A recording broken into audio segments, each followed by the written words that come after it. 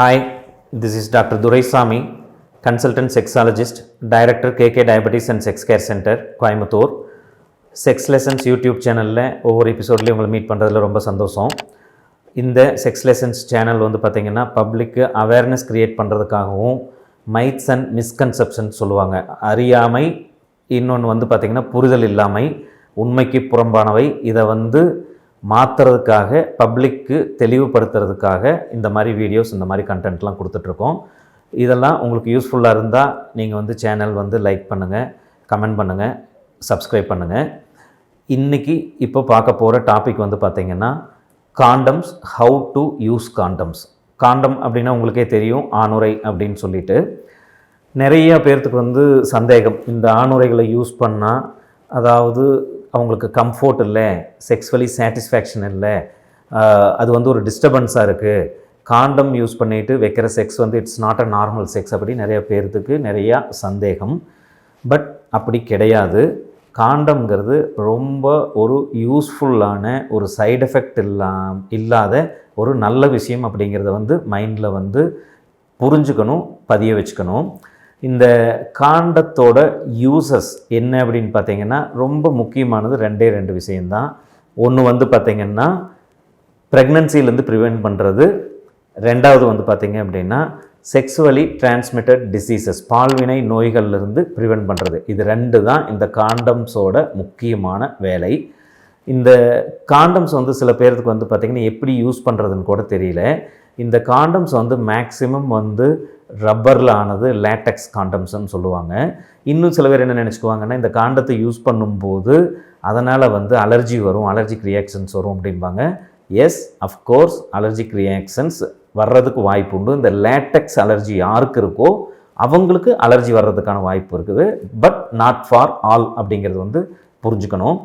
இன்னொன்று, இந்த காண்டம்ஸ் வந்து யார் யார் யூஸ் பண்ணலாம் அப்படின்னா, ஃபார் எக்ஸாம்பிள் ஒரு unmarried person, he has sexual urge, அவருக்கு வந்து ஒரு கேர்ள் ஃப்ரெண்ட் கூடவோ இல்லை வேறு யார் கூடவோ செக்ஸ் வைக்கும்போது அவங்க அதை யூஸ் பண்ணலாம்.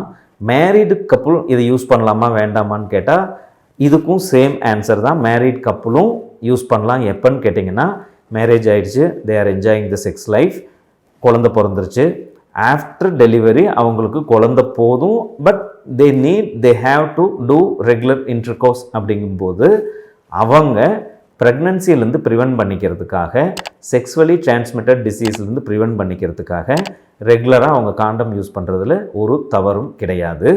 அதுக்கப்புறம் இந்த காண்டம்ஸ் வந்து எப்படின்னா, இதை வந்து சன்லைட்டில் வந்து வைக்கக்கூடாது, நல்ல வெயில் இருக்கிற இடத்துல வைக்கக்கூடாது. அப்போ தான் வந்து இது வந்து ஒரு ரப்பர் மெட்டீரியல், லூப்ரிகேஷன்ஸ்க்காக அங்கே வந்து சம் கெமிக்கல் டைப் வந்துருக்கும். அப்போ அது வந்து வெயிலில் படும்போது அதில் வந்து சம் ரியாக்ஷன்ஸ் நடந்து அது கெட்டு போகிறதுக்கு வாய்ப்புண்டு. எக்ஸ்பைரி டேட் எப்போவுமே வந்து வாட்ச் பண்ணிக்கணும். இந்த கூல் ட்ரை பிளேஸில் எப்போவுமே வச்சுக்கிறது ரொம்ப நல்லது. வெயில் படாது, சன்லைட் இல்லாத இடத்துல வச்சுக்கிறது ரொம்ப நல்லது. இந்த காண்டம்ஸ் எப்படி யூஸ் பண்ணணும் அப்படின்னு பார்த்தீங்கன்னா, காண்டம்ஸில் வந்து நிறைய வெரைட்டி இருக்குது. ஃபார் எக்ஸாம்பிள் பார்த்திங்கன்னா டாட்டட் காண்டம்ஸ், இப்போது இதெல்லாம் பார்த்திங்கன்னா ரொம்ப தின்னான காண்டம், இதெல்லாம் வந்து நாட் அவைலபிள். ரெகுலராக நார்மல் ஃபார்மசியில் இந்த மாதிரி காண்டம்ஸ் வந்து கிடைக்காது, ரேராக கிடைக்கிறது. இதுக்கு நேமே பார்த்திங்கன்னா ஸ்கின்லெஸ் ஸ்கின் காண்டம் அப்படின்னு சொல்லிட்டு. இது பார்த்திங்கன்னா ஸ்கின்லெஸ் ஸ்கின்லேயே அல்ட்ரா தின். இது வந்து நார்மல் காண்டத்தை விட திக்னஸ் வந்து ரொம்ப கம்மியாக இருக்கும், பேப்பர் மாதிரி இருக்கும், போடுறதுக்கு வந்து யூஸ்ஃபுல்லாக இருக்கும். அதே நேரம் நார்மல் காண்டம்ஸ் வந்து அது ரப்பர் வந்து கெட்டியாக இருக்குது, எனக்கு கம்ஃபோர்ட் இல்லைன்னு சொல்கிறவங்களுக்கு இந்த மாதிரி காண்டம்ஸ் வந்து ரொம்ப யூஸ்ஃபுல்லாக இருக்கும். அதே மாதிரி இதெல்லாம் பார்த்திங்கன்னா டாட்டட் காண்டம் அப்படின்னு சொல்லுவாங்க. டாட்டட் காண்டம்னா எப்படின்னா, அந்த காண்டத்தில் வந்து சின்ன சின்ன டாட்டர்ஸ் இருக்கும். அந்த டாட்ஸ் வந்து பார்த்திங்கன்னா ஃபீமேலுக்கு வந்து சம் செக்ஸுவல் ப்ளஷர்ஸ் வந்து இன்க்ரீஸ் பண்ணுறதுக்கான வாய்ப்பு உண்டு. அதே மாதிரி இந்த மாதிரி பார்த்திங்கன்னா சூப்பர் தின், சூப்பர் சாஃப்ட் காண்டம் அப்படின்னு சொல்லிட்டு இதெல்லாம் ரேர் மெட்டீரியல்ஸ், பட் அவைலபிள். இந்த காண்டம்ஸ் வந்து எப்படி யூஸ் பண்ணணும் அப்படின்னு கேட்டிங்க. இதில் இன்னொன்று பார்த்திங்கன்னா, இதில் பார்த்திங்கன்னா ஸ்ட்ராபெரி காண்டம்ஸ் அப்படின்னு சொல்லிட்டு.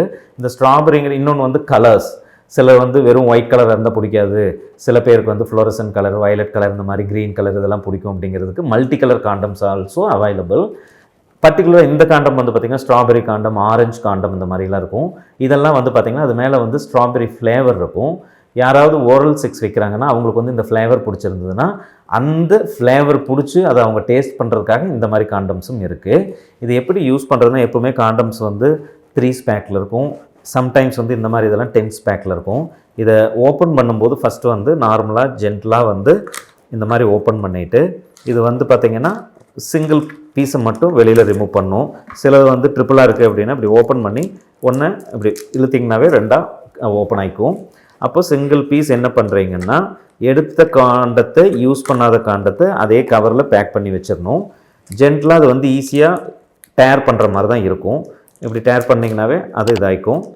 இந்த மாதிரி ரோல் பண்ணி உள்ளே வச்சுருப்பாங்க. அதில் வந்து பார்த்திங்கன்னா இங்கே இந்த டிப்பு வந்து பார்த்திங்கன்னா ஒரு பபுள் மாதிரி இருக்கும். ஆர்டினரி காண்டமில் கொஞ்சம் பெருசாக இருக்கும்.